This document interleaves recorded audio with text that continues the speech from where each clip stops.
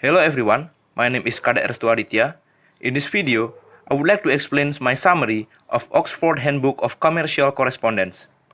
The summary is talking about the chapter 1 of the book, which is talking about letters, faxes, and emails.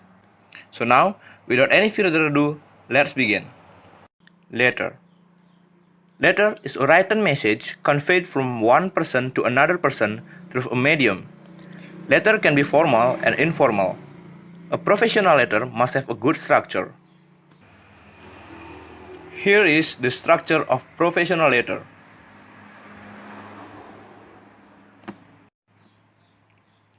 The first one is sender address. In correspondence that does not have a letterhead, the sender address is placed in the top right-hand corner of the page. It is also acceptable but less common to place it in the top left-hand corner. Punctuation is rarely used in address these days. The block style is the most widely used. The second one is date. The date is written directly below the sender's address, separated from it by a space. In the case of correspondence with a letterhead, it is usually written on the right-hand side of the page. The third one is inside address. The inside address is written below the sender's address and on the left-hand side of the page. Number 4 is attention line. An alternative to including the recipient's name or job title in the address is to use an attention line. Number 5 is salutation.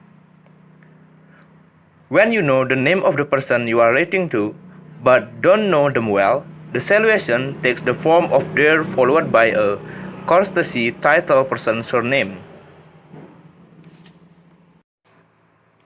Number 6 is the body of the letter. The block style is the one of most often used for the body of the letter. It is usually to leave a line space between paragraphs. Number 7 is complimentary clause. If the letter begins "Dear Sir," "Dear Madam," or "Dear Sir or Madam," the complimentary clause should be yours faithfully. If the letter begins with a personal name, for example, "Dear Mr. James," "Dear Mrs. Robinson," or "Dear Miss Jasmine," it should be yours sincerely. And this is the status that what title that match with. You can pause the video if you want to learn about it. Number 8 is the signature. Always type your name and, if relevant, your job title below your handwritten signature. This is known as the signature block. Next topic is faxes. Fax message is useful when speed is important and the recipient does not have email. It is especially useful for documents containing diagrams or drawings.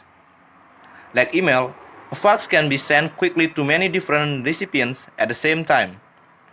When sending handwritten fax message, use a dark color and make your writing large and clear. As faxes are copies of documents, they cannot be used when the originals are required. Preparing for transmissions. Check that you have the correct fax number. After that, check the paper on which your message is printed or written is suitable. If it's too big, too small, or in poor conditions, photocopy the message on paper that can be accepted by the fax machine. Before using the machine, check that you know how to dial, cancel, clear a paper jam, and send. When you send a fax, it is a good idea to use a fax transmission cover forms. This will help you to ensure that the fax reaches its intended recipient safely. Next is the style of the faxes. Generally, faxes are similar to letters in style, level of formality, and the use of conventions. However, a fax may be shorter and the language more direct, like an email, as there is a time element in the cost of sending them. As with email message, Beware of using too informal a tone with customers or suppliers you don't know them well. Next topic is email. Email, or short for the electronic mail. It's means of sending message between computers. To send and receive email, you need access of the internet. An internet service provider will provide you with connection software, which is often free. The advantage of email. There are numerous advantages to email. It is personal and easy to use. It can be used both between and between companies, and is an effective way to communicate quickly and easily with people all over the world. It is especially useful for short messages and for everyday correspondence. For the example, setting up a meeting, passing on information, and making or replying to a request. The disadvantage of email. The disadvantage of email include technical problem which may result in the unexpected non-delivery of message or attachments arriving in unreadable form.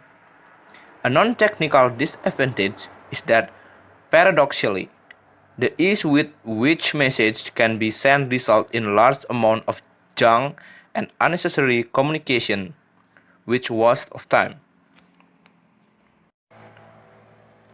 Email and other forms of correspondence.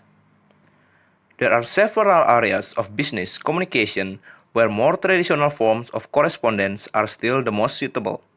For example, personal and sensitive correspondence such as messages of congratulation, condolence, or complaint are usually best done by letter.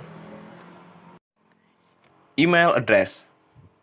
The first part of the email address is usually the surname and initial of the person you are contacting, or the name if it's a department, or a certain version of it. The second part, which appears immediately after the at, is the name of the ISP or organization, or again an abbreviation of it. Here is the layout of email. The first one is header information. Second one is message text. The third one is signature. The fourth one is style. The fifth one is email abbreviations. Here is the example of letter. Here is the example of faxes. And here is the example of email. Okay everyone, that's all about my explanation of my summary. I hope you can understand. And thanks for watching my video.